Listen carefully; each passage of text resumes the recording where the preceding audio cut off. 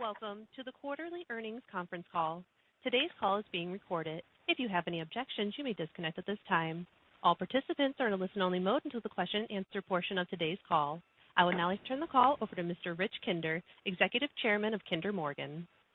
Thank you, Jordan. And as I always do before we begin, I'd like to remind you that KMI's earnings release today and this call include forward-looking statements within the meaning of the Private Securities Litigation Reform Act of 1995 and the Securities Exchange Act of 1934, as well as certain non-GAAP financial measures.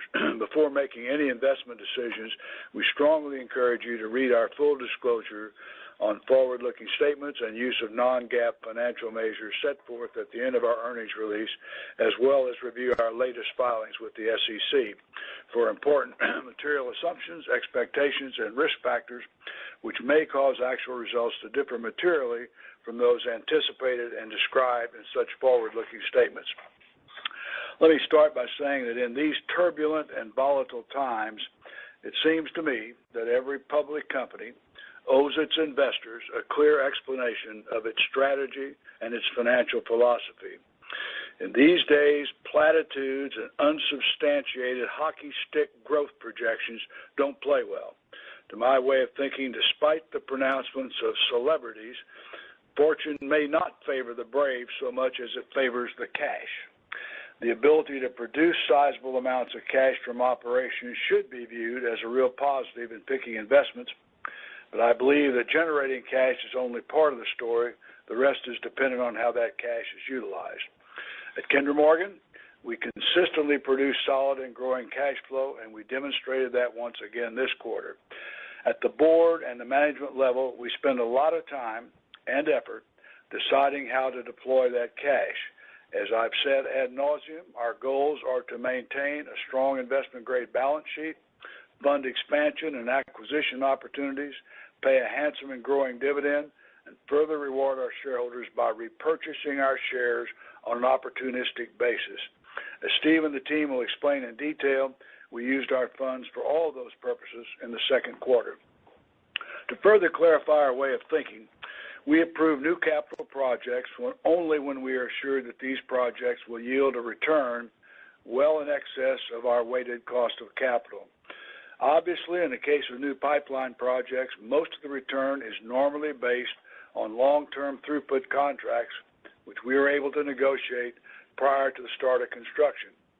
But we also look at the long-term horizon, and we're pretty conservative in assumptions on renewal contracts after expiration of the base term and on the terminal value of the investment.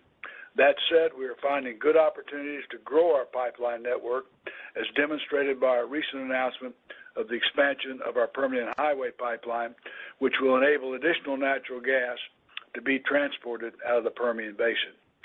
So, if we're generating lots of cash and using it in productive ways, why isn't that reflected in a higher price for KMI stock?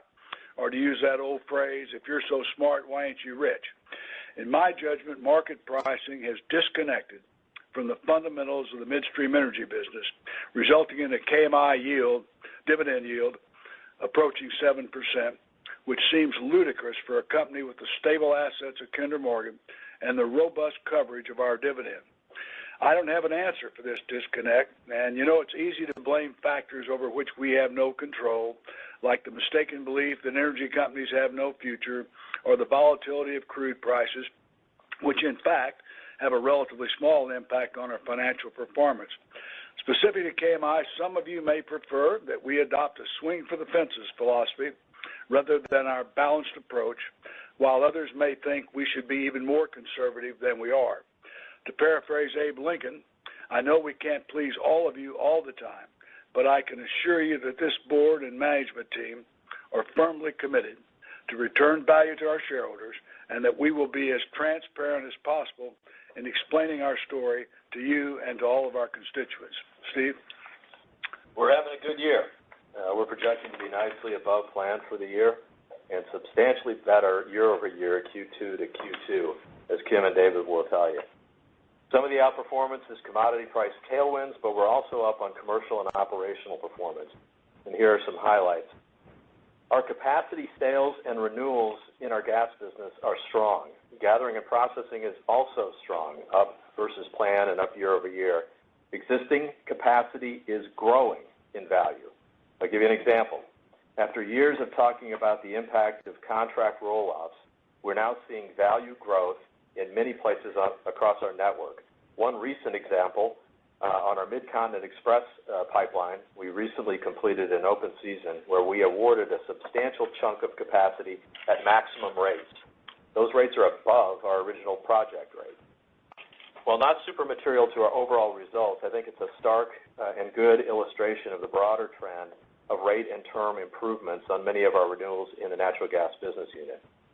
Second, in CO2, SAC rock production is well above plan, and of course we are benefiting from higher commodity prices in this segment. The product segment is ahead of plan, and terminals is right on plan. We're facing some cost headwinds, mostly because of added work this year. While costs are up, we're actually doing very well in holding back the impacts of inflation. It's hard to measure precisely, but based on our analysis, we are well below the headline PPI numbers you're seeing, and actually we appear to be experiencing less than half of those increases. That's due to much good work by our procurement and operations teams, and much of this good performance is attributable to our culture. We are frugal with our investors' money. A few comments on capital allocation. The order of operations remains the same as it has been for years. First, a strong balance sheet. We expect to end this year a bit better than our 4.5x debt to EBITDA target, giving us capacity to take advantage of opportunities and protect us from risk. As we noted at our Investor Day this year, having that capacity is valuable to our equity owners. Second, we invest in attractive opportunities to add to the value of the firm. We have found some incremental opportunities and expect to invest about $1.5 billion this year in expansion capital. And notably, we added an expansion of our Permian Highway pipeline. We picked up MAS Energy, that's MAS, a renewable natural gas company, and we're close on a couple of more nice additions to our renewable natural gas business. We are finding these opportunities and others all at attractive returns well above our cost of capital. Finally, we return the excess cash to our investors in the form of a growing, well-covered dividend and share repurchases. So far this year, we have purchased about 16.1 million shares while raising the dividend 3% year over year. As we look ahead, we have a $2.1 billion backlog, 75% of which is in low-carbon energy services. That's natural gas, RNG, as well as renewable diesel and associated feedstocks in our products and terminal segment. Again, all of these are attractive returns, and I want to emphasize, as we've said, I think many times now, our investments in the energy transition businesses we have done without sacrificing our return criteria. A nice accomplishment. In natural gas in particular, we are focused on continuing to be the provider of choice for the growing LNG market, where we expect to maintain and even expand on, potentially, our 50% share. And in natural gas storage, which is highly cost-effective energy storage in a market that will continue to need more flexibility. Again, we are having a very good year. We are further strengthening our balance sheet, finding excellent investment opportunities, and returning value to shareholders. And we are setting ourselves up well for the future. Kim. Thanks, Steve. Starting with the natural gas business segment, for the quarter, transport volumes were down about 2%. That's approximately 0.6 million decatherms per day versus the second quarter of 2021. And that was driven primarily by reduced volumes to Mexico as a result of third-party pipeline capacity added to the market, a pipeline outage on EPNG, and continued decline in the Rockies production. These declines were partially offset by higher LNG deliveries and higher power demand. Deliveries to LNG facilities off of our pipelines averaged approximately 5.8 million decatherms per day. That's 16% higher than the second quarter of 21, but lower than the first quarter of this year due to the Freeport LNG outage. Our current market share of deliveries to LNG facilities remains around 50%. We currently have about 7 BCF a day of LNG feed gas contracted on our pipes, and we've got another 2.6 BCF a day of highly likely contracts where projects have been FID'd but not yet built, or where we expect them to FID in the near term. We're also working on a significant amount of other potential projects, and given the proximity of our assets to the planned LNG expansions, we expect to maintain or grow that market share as we pursue those opportunities. Deliveries to power plants in the quarter were robust, up about 7% versus the second quarter of 21. The overall demand for natural gas is very strong, and as Steve said, that drives nice demand for our transport and storage services. For the future, we continue to anticipate growth in LNG exports, power, industrial, and exports to Mexico. For LNG demand, our internal and WoodMac numbers project between 11 and 15 BCF a day of LNG demand growth by 2028. Our natural gas gathering volumes in the quarter were up 12% compared to the second quarter of 21. Sequentially, volumes were up 6%, with a big increase in the Haynesville volumes, up 15%, and Eagle Ford volumes up 10%.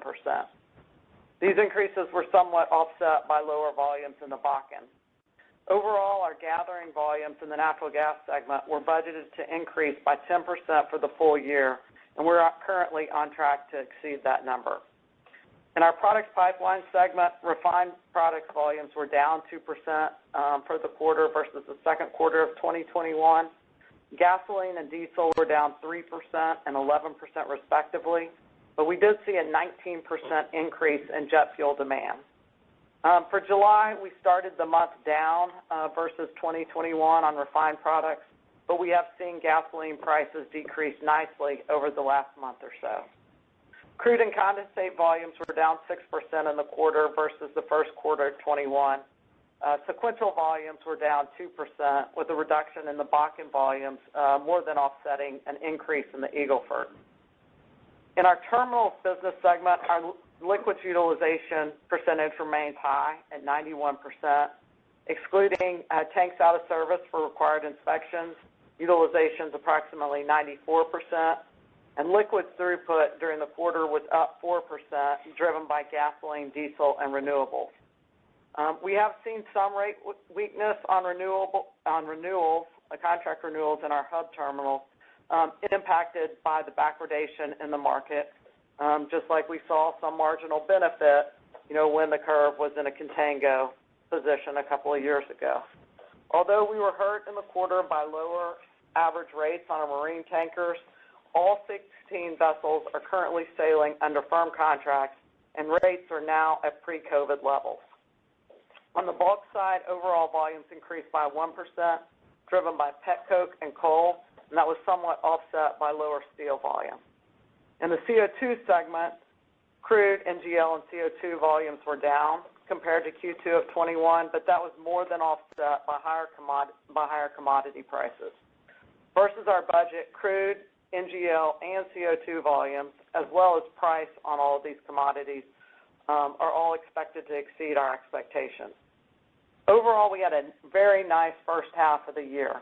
We currently project that we will exceed our full year 2020 plan DCF and EBITDA by 5%, and we've approved a number of nice new projects, including the PHP expansion and Evangeline Pass Phase 1.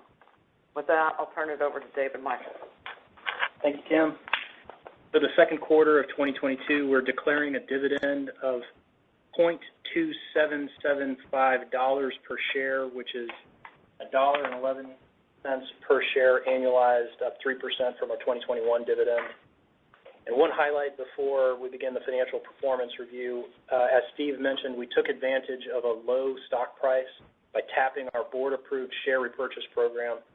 Year to date, we've repurchased 16.1 million shares for $17.09 per share. We believe those repurchases will generate an attractive return for our shareholders. Our savings from the current dividends alone, without regard to terminal value assumptions or dividend growth in the future, is 6.5%. A nice return to our shareholders. Moving on to the second quarter financial performance, we generated revenues of $5.15 billion, up $2 billion from the second quarter of 2021. Our associated cost of sales also increased by $1.7 billion. Combining those two items, our gross margin was $254 million higher this quarter versus a year ago. Our net income was $635 million, up from a net loss of $757 million in the second quarter of last year, but that includes a non-cash impairment item for 2021. Our adjusted earnings, which excludes certain items, including that non-cash impairment, was $621 million this quarter, up 20% from the adjusted earnings in the second quarter of 2021. As for our DCF performance, each of our business units generated higher EBITDA than the second quarter of last year. The natural gas segment was up $69 million with greater contributions from Stagecoach, which we acquired in July of last year, greater volumes through our Kinderhawk system, favorable commodity price impacts on our Altamont and Copano South Texas systems, and those are partially offset by lower contributions from CIG.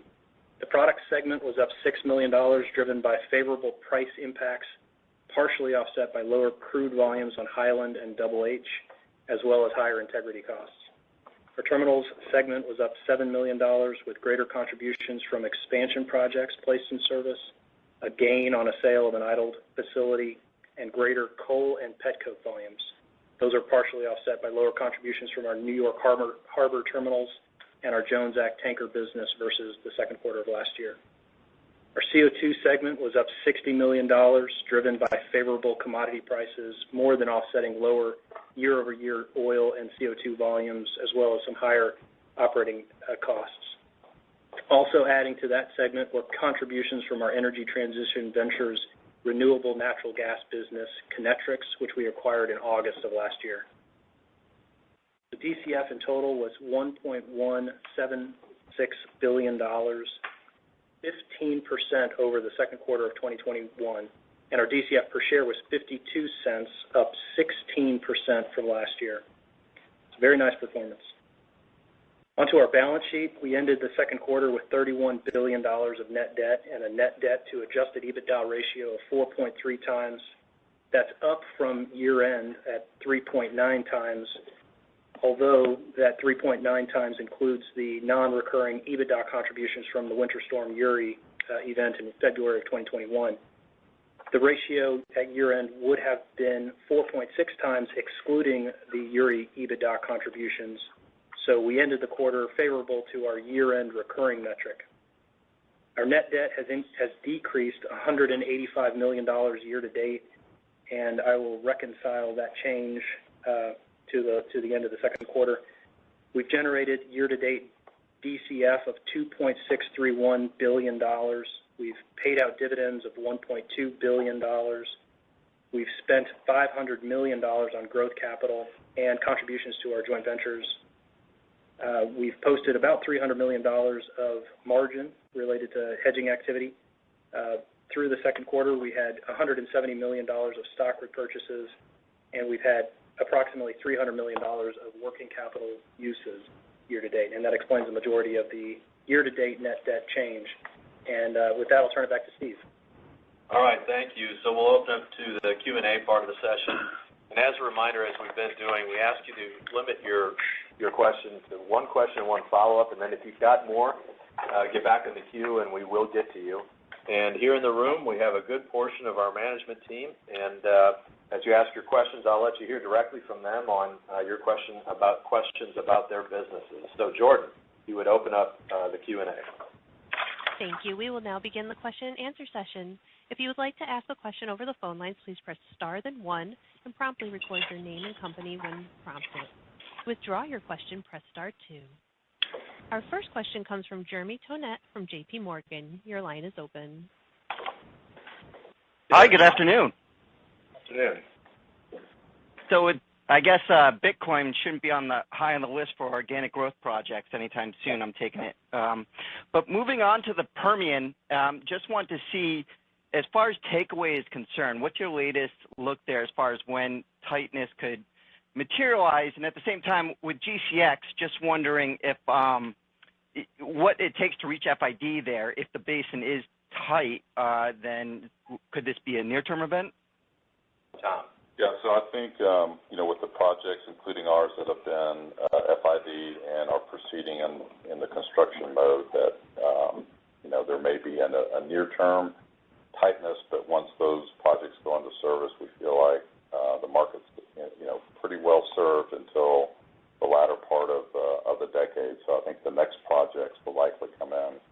So need to be FID sometime in, 24, maybe 25.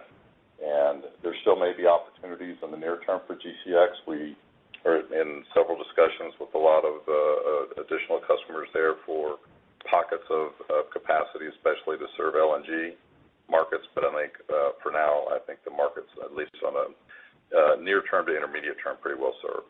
And GCX is fast to market as a compression expansion. The FIDs in the middle part of the decade are 27 to 30 months to complete, roughly. Correct. Got it. So just want to confirm there, back half a decade, next pipe you said there, as far as beyond what's currently out there? That sounds right. Got it. And real quick, just on the renewable natural gas, just wanted to see if you could provide more details on the acquisition here from us, KMI. As far as the economics, what type of renewable credits were kind of baked in there, expectations, and should we expect kind of more acquisitions of this nature going forward? Is this an area that's ripe for consolidation for Kinder to go after? Just wondering broader thoughts there. Anthony. Yeah, so the acquisition, we're excited about it. It's three landfill gas assets, one RNG facility in Arlington, and that's the bulk of the value here. $355 million. We got two medium BTU facility in Shreveport and Victoria as well. It is a little bit different from the Kinectrics deal. It's because it's an operating assets. It's largely de-risked. Arlington has favorable royalty arrangements in place, long-term contract into the transportation market, so it is RIN exposed here. And the long-term EBITDA multiple here is around 8 times. Okay, and the prospects for additional? Yeah, and so I think Steve mentioned we have line of sight for some additional growth. There are some opportunities on an M&A side, but I think largely we'll be looking to grow organically in the future. Got it. That's helpful. Thank you. And you're right, Jeremy. Bitcoin's not even in the shadow backlog. Didn't think so. Thank you.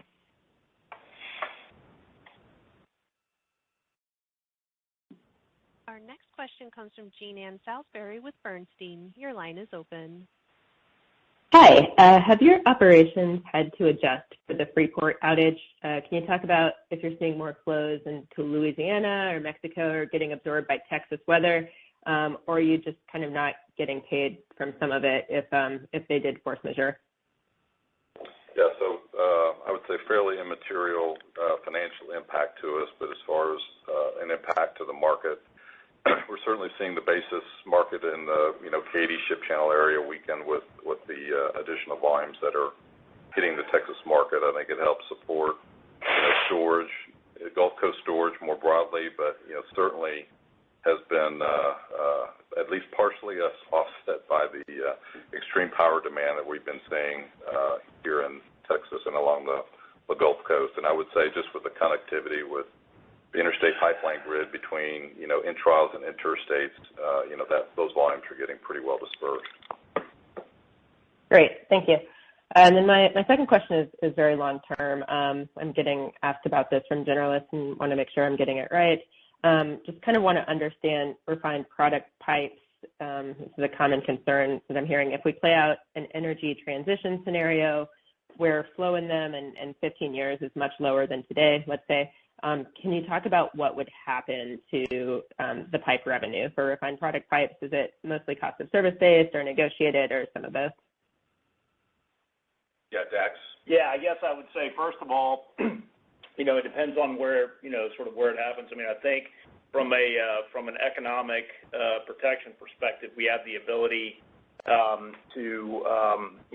we've got rate-making protection on the pipes to be able to take into account decreased volumes, the increased rates to be able to, to protect us. And so, I think the place that's probably been most progressive on this has been California with the conversation about potentially banning the internal combustion engine.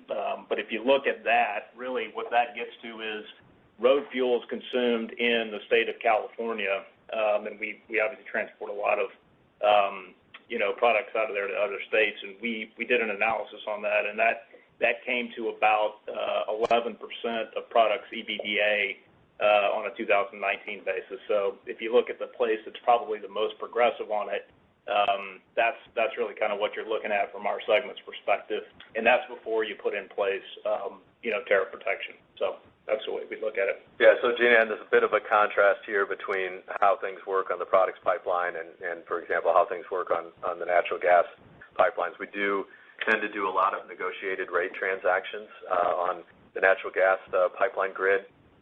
In the regulated interstate, well, even intrastate refined products pipelines, they are cost of service regulated common carrier pipelines. We just recently settled a significant rate case, a long-running rate case on our SFPP system. We have an ongoing one on the intrastate in the CPUC business. But if you think about these pipes economically, they really are the cheapest and best way to move the product from point A to point B.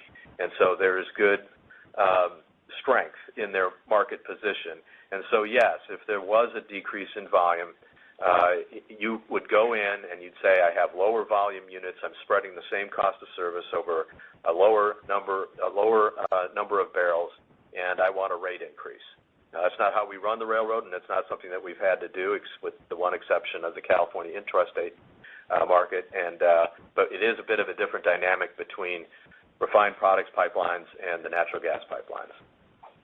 The other thing we can move renewable diesel through our pipes. So to the extent that that gets replaced, renewable diesel can go through, and also sustainable aviation fuel could be moved through our pipes as well. So if those were replacement products. Great. That was very helpful. Thank you for the thorough answer. That's all for me. Our next question comes from Colton Bean with Tudor, Pickering, Holt & Co. Your line is open. Good afternoon. So on the guidance increase, it looks like an EBITDA step up of $350 million or better. I guess first, are there any offsets at the cash flow level that result in DCF also being 5%, or is that just a function of rounding? And then second, I think you all had flagged about $750 million of discretionary cash on the original budget. Should we assume the guidance increase is additive to that total, including the $100 million bump in CapEx last quarter? Yeah, the offsets are the items that are unfavorable between EBITDA and DCF for us are interest expense and sustaining capital. Interest expense versus our budget is just up because short-term rates are meaningfully above what we had budgeted, and the longer-term rates are also up a little bit. And then the sustaining capital, we have some incremental class change costs that we didn't budget for, and a little bit of inflation costs increasing our sustaining capital. In terms of the available capacity that we talked about at the beginning of the year, the $750 million was based on available capacity given our budgeted EBITDA and assumed spend for the year. Our EBITDA is up nicely, so that's increased the available balance sheet capacity that we have. But we're also increasing our spend a little bit more than what we had budgeted, given the Moss transaction. We have a couple of additional projects in our discretionary spend that Steve talked about, and we've repurchased some shares that weren't in our budget. So overall, our available capacity is still higher than what we had budgeted, but we've also spent a fair amount more than what we had budgeted as well. Great. And then, David, maybe just sticking on the financing side of things, I think you all had noted that you had locked in roughly $5 billion of your floating rate exposure through the end of this year. Any updates or shifts in how you're thinking about managing that heading into 2023? Yeah, we haven't had a similar opportunity to lock in favorable rates for 2023. So we're very pleased that we locked it in for this year. It's been almost a $70 million benefit to us this year And we'll continue to look at ways that we could potentially mitigate that going into 2023. But so far, we haven't found any favorable opportunities to do that because we've just continued to see, as we go through the year, more pressure on short-term rates going into next year. With some of the recessionary pressures that we've seen in the market, I think that's starting to loosen up a little bit, so we'll continue to take a look at it, but nothing yet. Great. Thank you. Our next question comes from Chase Mulvehill with Bank of America. Your line is open. Hey, good afternoon. I guess I wanted to come back and kind of hit on guidance a little bit. I guess just specifically on gathering volumes, I think you guided it up originally 10%, and I think you noted here you're going to be above that, and you kind of mentioned that in last quarter's conference call as well. And you've obviously given us a sensitivity here that we can use towards your guidance. So how much do you think that gathering volumes will be up now, and I guess maybe what's included in the updated guidance? So we think, it's going to be up. I think it's around 13%, and versus the 10, and it is included in our updated guidance. Okay, great. And can I ask kind of maybe it's a little more technical question, but around kind of brownfield Permian egress expansions. How should we think about the timing and how this incremental capacity will pull through incremental volumes?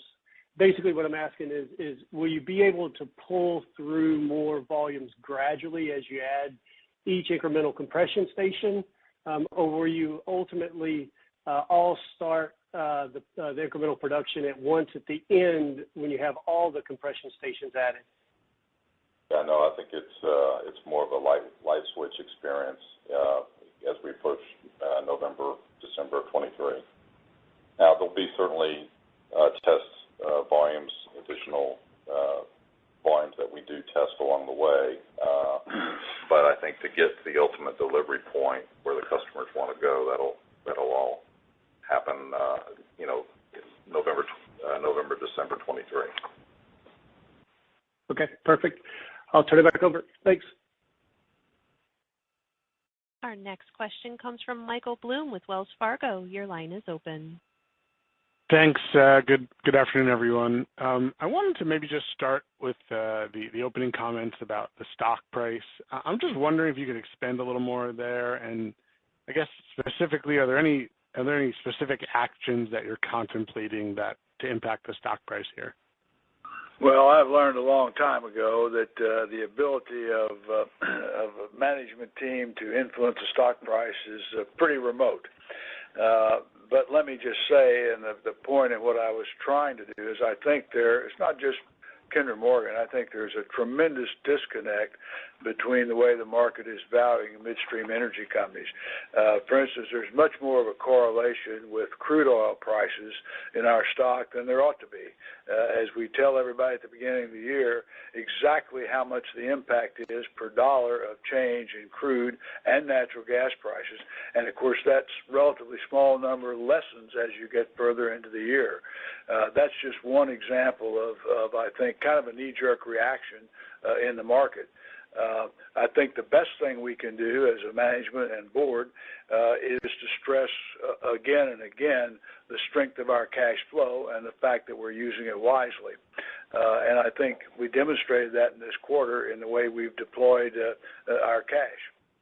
So that's our game plan. Pretty simple and not very imaginative, really. But I think in the long run, maybe we're the tortoise versus the hare. But in the long run, I think we get rewarded for the kind of performance we have produced now, quarter after quarter after quarter. All right, great. Thank you for those comments. I guess my second question. Well, first of all, Anthony, congratulations on the expanded responsibilities. And maybe I'm reading into this, but my question is really, with the promotion to run both energy transition and CO2, can I read anything into that about maybe enhanced prospects for carbon capture, kind of bringing these two things under the same roof? Look, I think we feel like there are some synergies there, and I'll ask Anthony to expand on that. But, I mean, we'll use the same geologists for carbon capture and sequestration as we do for CO2. I mean, we've been sequestering CO2 for decades, and we use it in connection with the enhanced oil recovery operations, obviously, but it's the same technology, if you will. And so we think there is synergy there, and there are a few others, but I'll turn it over to Anthony to answer the rest. Yeah, I mean, obviously Jesse had a great opportunity, and we wish him well. And it's a great opportunity for me, and I've inherited a really great team, so I appreciate that. I don't think you're going to see, anything materially different from the way we kind of run things moving forward. As Steve mentioned, I think as we have been moving forward with ETV, it's become more and more apparent there's a lot of overlap, especially with the CO2 groups, a lot of technical experience there that we've been using, and we'll be further integrating those groups and taking advantage of that, and I think that will provide some nice commercial synergies down the road. But we don't have anything, special to announce, and I don't think you're going to see the way we run the CO2 business or ETV to be materially different from the way Jesse was doing. Yeah, and I think the further integration benefits are we have the same operations organization. So some of these it was a small company we acquired, and we have other acquisitions that we're integrating, and so having a common operations platform I think will be very helpful. We also have a common project management platform, which is also helpful. And, of course, we've always had a centralized procurement organization, and bringing the power of that procurement organization to bear on these development opportunities, I think all that will pay dividends. But this is not leaning into the CCUS. We think there are opportunities there. We think they're coming, but coming slowly. And there's some resolution of 45Q tax credit levels and things like that still needs to unfold. But anyway, this business fits together, so it stays together. Great. Thank you very much. Our next question comes from Keith Stanley with Wolfe Research. Your line is open. Hi, good afternoon. First, wanted to ask just on the next wave of LNG projects. So you have this $600 million project you're announcing on TGP and SNG tied to Plaquemines. Can you talk to which specific LNG projects we should track more closely that you see more opportunity to potentially provide gas services to? And is there any way to frame the potential investment opportunity in dollars around new LNG projects the next 5 years? So should we expect other $600 million type investment opportunities tied to the next wave of projects? Yeah, I mean, so, I don't want to call winners and losers in here, but I mean, I think that, the way you would think about this is those that have been successful to this point already, I think, have a good chance of being more successful over time by virtue of expansions of their existing footprints. There's certainly some new entrants that we're very excited to be partnering with to grow along the Texas-Louisiana Gulf Coast. And again, I think given the proximity of our footprint, we're talking to all of these developers and working with all of them and looking for ways to expand our footprint and even build some greenfield projects to support their growth. So we feel very bullish about this opportunity, and we think there's significant investment opportunity here over the next 3 to 5 years. Yeah, and so as a result, some of the opportunities, we'll be able to utilize capacity on our existing system or add compression, and they'll be very, very efficient. And then some of the opportunities will, require greenfield, some level of greenfield development. And so it will be a combination of both. And I think the macro opportunity here is incredible. I'll come back to what Kim said. Depending on which expert you listen to, the projections are that between now over the next 5 years or so, you're going to have 11 to 13 or 14 BCF a day in growth in LNG. We fully expect to be able to maintain our 50% share, which we have now. That's an incredible increase in throughput. A lot of which is attributable to the present system that we have in place along the Texas and Louisiana Gulf Coast. It's an incredible green shoot for Kinder Morgan. Thank you all for that. And a separate question, I guess, kind of revisiting Michael's question from earlier. So the company hasn't really done material stock buybacks since really kind of 2018, and it looks like you did $270 million. The average price implies that was kind of done over the past month for the most part. So I know you've talked to being bullish on the stock price, but just any other color on what changed in the market or just the decision process, because it's a pretty material step up in buybacks in a brief period, and how you're thinking about that, I guess, over the balance of the year since you still have available capacity. Maybe I'll start, and David, you fill in. But we kind of planned to look at how the year was unfolding, over the first quarter, and to get a lot of confidence around it. That we live in uncertain times, right? So we have good, strong cash flows that are secured by contracts and all of that. We've got a lot of stability in our business, but kind of wanted to see how the year was unfolding, and so that was then. Things looked good. We talked about it looking good in Q1. Thought we were going to be up on guidance, but didn't quantify it for you, and so that was a good opportunity we had to use some capacity, and we stuck to our opportunistic approach to share repurchases, and that's exactly what we expect to continue to do. And we would expect, you can't call it for sure, but we would expect to have opportunities to do more through the course of the year. And the one thing I think Steve covered it. We would balance some of the additional spend that we've already incurred with the additional available capacity that we've generated because of our EBITDA outperformance. So we'll look at a balance of those items along with the opportunistic share repurchases for the rest of the year. Thank you. Our next question comes from Mark Salacito with Barclays. Your line is open. Hi, good afternoon. With inflation tracking where it is, that should be a nice tailwind for your products business. Just wondering if you could maybe comment on how that interplays with, the broader macro and any competitive dynamics across your footprint and your ability to fully pass that through. That's what you said. Yeah, no, based on where PPI, we follow the PERC methodology on our PERC Policy Act of 92 pipes, which right now is PPI FG minus 0.21%, and we implemented the rate increase on July 1st of 8.7% across our assets, and based on where it's tracking right now, I think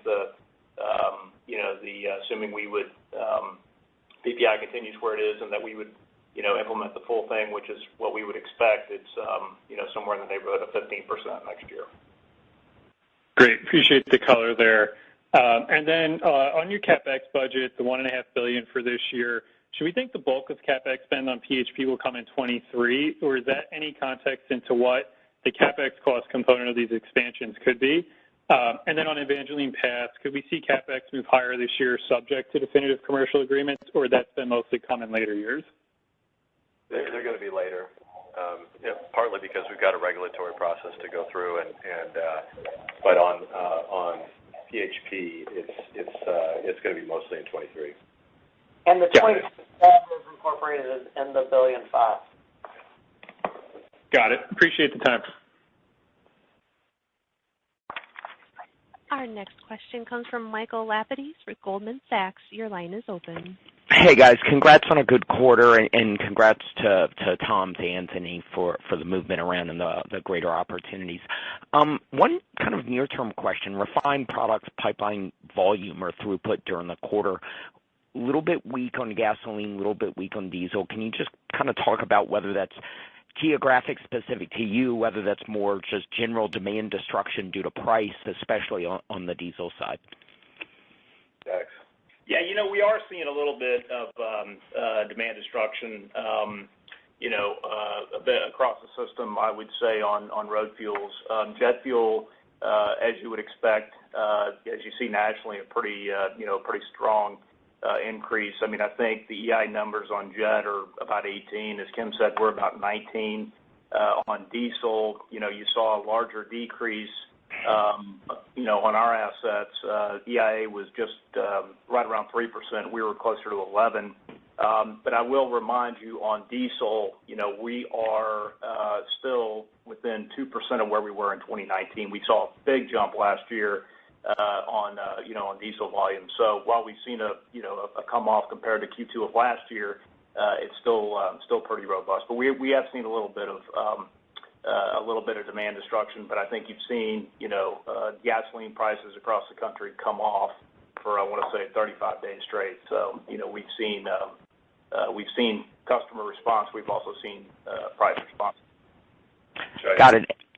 And maybe a follow-up for Anthony, just thinking about the landfill gas deal that you announced today, and I think you made a comment that kind of build multiple, call it roughly 8 times.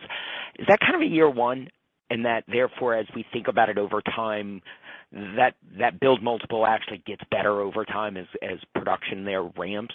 Or is that what you think kind of a steady state would be? And how do you compare that to the EBITDA and returns on capital that you get out of the natural gas pipe, kind of the core gas pipeline business? Yeah, I mean, it ramps up to 8 and gets better from there. So there is growth at this landfill, which is really primarily driven by the Arlington asset. We have perpetual gas rights there, and there is a potential expansion that we have down the road on that asset. And so the EBITDA multiple gets better over time. I'd say the 8 times is more of an average, over the medium term there. With regards to how we think about nat gas, I think we'd look at it on different types of opportunities. It's a very different type of investment. So I'm not sure it's necessarily comparing, apples to apples. But I think in terms of the opportunity here, as we think about our RNG portfolio, these are assets which are largely de-risked. They're in operations today. There are, as I said, long-term gas rights here with Arlington. There's an expansion and growth opportunity. And so I think it's an attractive acquisition in terms of how we think about that in this space. And this is a general comment, Michael, but as we said at the beginning, we have not had to sacrifice our return criteria and have not had to sacrifice the margin above our weighted average cost of capital to be able to invest in these things. We've been very selective about how we've entered this sector. Got it. Thank you, guys. Much appreciated. I'll follow up with the team offline. Our next question comes from Brian Reynolds with UBS. Your line is open. Hi, good afternoon, everyone. Curious just on Ruby Pipeline, if there was any updates on the bankruptcy proceedings, and if there are any initial thoughts on, a near-term resolution as it relates to nat gas service, and if there's any, commentary on potential, long-term CO2 transport, given a regional peer looking to do the same. Thanks. Yeah, we'll ask Kevin Graham, our head of corporate development. Yeah, so in terms of the bankruptcy proceeding, Ruby has in place an independent set of managers who have been managing a lot of the day-to-day on the proceedings. There has been some, recent court activity around a timeline proceeding forward around a potential 363 sale and just, getting to a resolution of the case along a certain timeline. So that's where it stands. I can't comment on any specific negotiations or discussions with parties involved. I will, point to, our prior comments on this, which is anything that KMI does around Ruby is going to be in the interest of KMI shareholders. I think as it relates to your question around potential conversion of CO2 service on the pipe, I think first, the pipe does continue to serve a need for the California markets, and so it is a pipe that has a good service, natural gas service today. But across our network, we are looking at repurposing opportunities. But I think our general view at this point is those are longer dated opportunities. Great, appreciate the color. And then a quick follow-up on the guidance raise, just given some of the acquisitions during the year. Curious if you could just kind of break out organic raise versus the contribution from some of the acquisitions year to date. Thanks. Yeah, I would say we do have a little bit of benefit from commodity prices, but we also have the benefit from our underlying base business. And a lot of that has come from, we're seeing some attractive renewals in the natural gas business, and that's really in multiple places. It's on our Texas intrastate business. It's on NGPL. It's growth in our gathering business.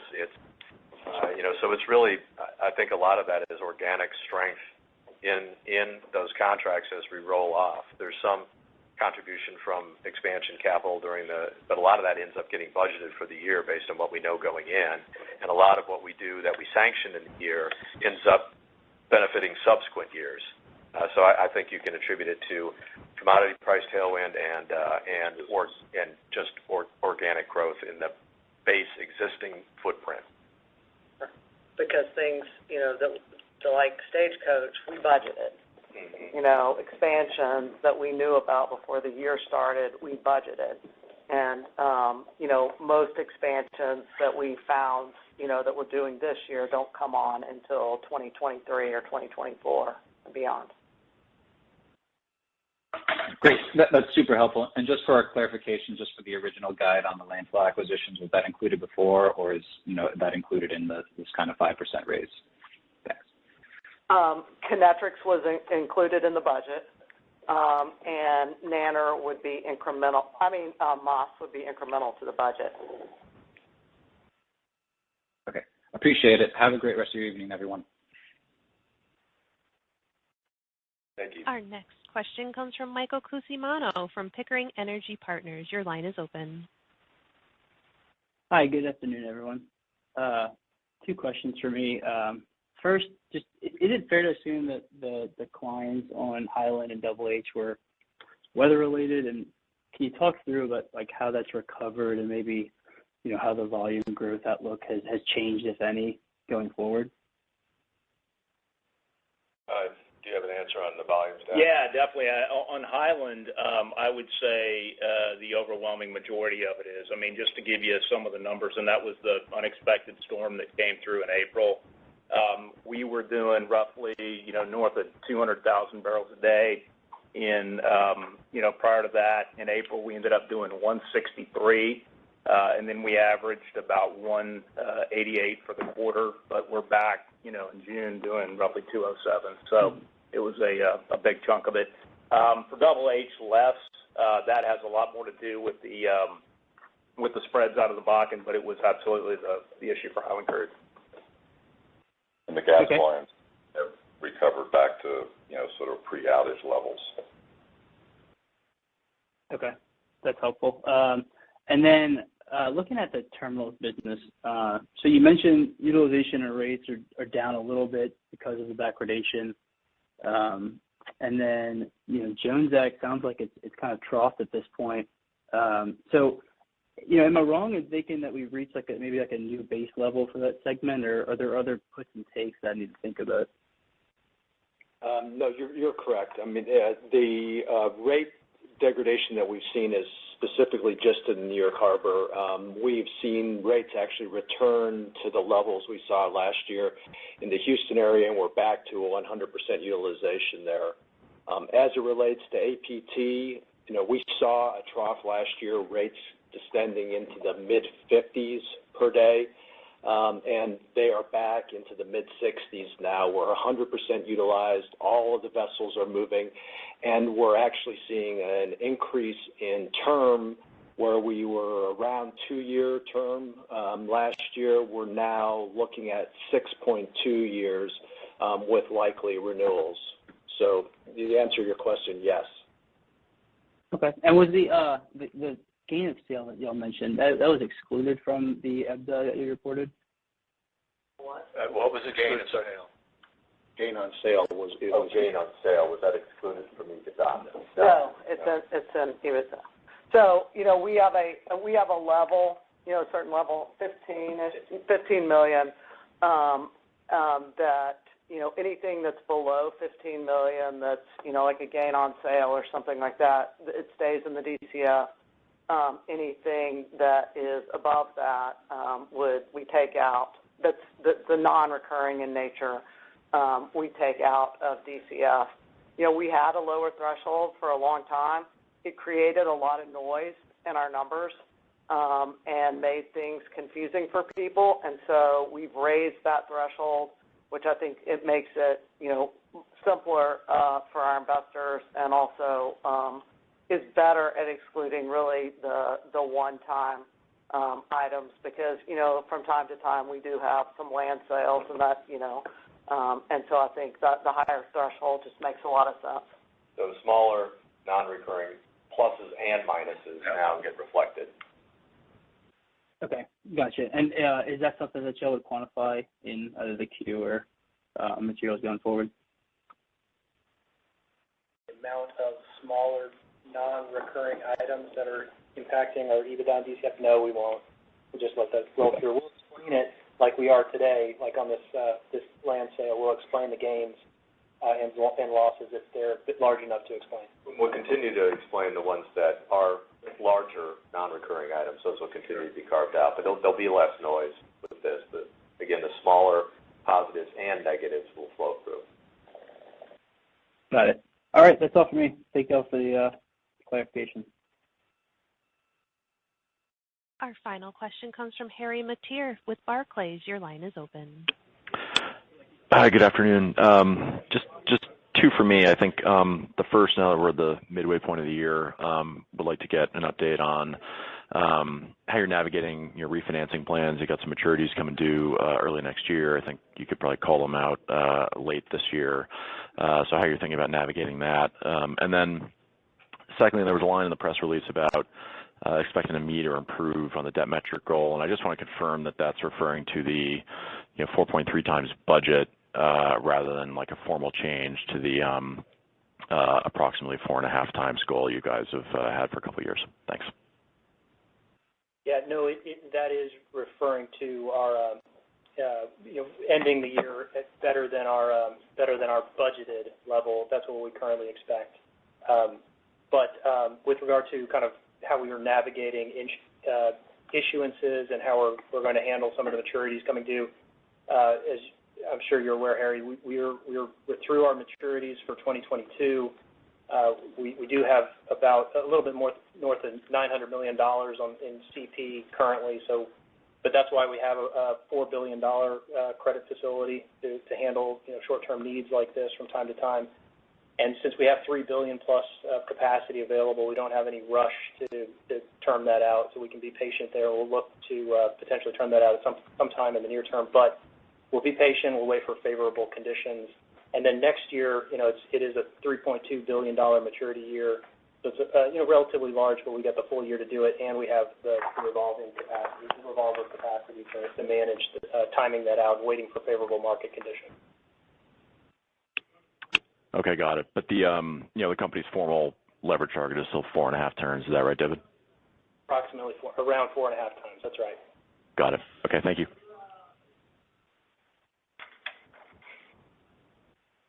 We have no more callers in the queue. Okay, well, thank you very much, Jordan, and thanks to everybody for listening in. Have a good day. Thank you for your participation in today's conference. You may disconnect at this time.